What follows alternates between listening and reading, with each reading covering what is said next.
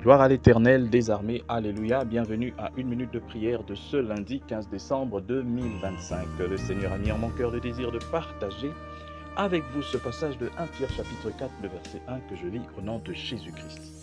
Ainsi donc, Christ ayant souffert dans la chair, vous aussi armez-vous de la même pensée, alléluia. La puissance, l'efficacité et le sens divin de la croix de Jésus-Christ sont infinis. Nous n'en connaîtrons toute l'étendue que dans la gloire. Lorsque nous serons avec lui, il montrera dans les siècles à venir l'infinie richesse de sa grâce par sa bonté envers nous en Jésus-Christ, dit Éphésiens chapitre 2.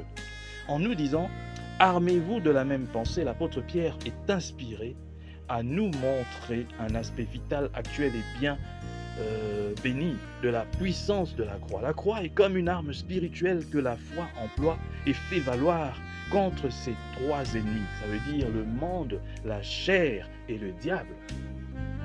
Le monde, son courant si puissant et son attrait entoure et assiège le chrétien. Alors la croix est l'arme de délivrance. Pour ce qui me concerne, loin de moi la pensée de me glorifier d'autre chose que de la croix de notre Seigneur Jésus-Christ, par qui le monde est crucifié pour moi, comme je le suis pour le monde. On peut le lire dans Galates 6. L'arme de la croix est invincible. Elle a jugé le monde, son autorité et ses tentations. Affirmons-le en priant. Ce sera notre témoignage contre l'ennemi. Proclamons la victoire de la croix et vivons pour sa gloire. En parlant du deuxième ennemi, donc la chair est tenace, puissante et subtile. Elle est l'ennemi de Dieu et ne rend pas les armes à moins d'y être obligé.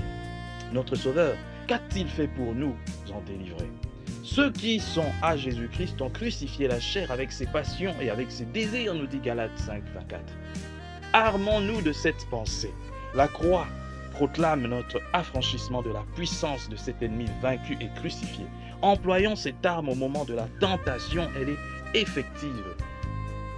Le Fils de Dieu apparut afin de détruire les œuvres du diable. 1 Jean 3, 8. Armons-nous de cette même pensée. En Christ, étant un même esprit avec lui, invoquons cette victoire, cette délivrance, cette autorité sur l'ennemi. Nous ne pouvons rien contre lui, mais Christ a tout accompli. Sa croix et sa résurrection sont effectives, définitives et infaillibles dans leur triomphe et leur autorité sur l'enfer. Que Dieu bénisse sa parole, qu'il bénisse tous ceux qui m'ont suivi et que cette parole atteigne les extrémités de la terre. Au nom de Jésus-Christ.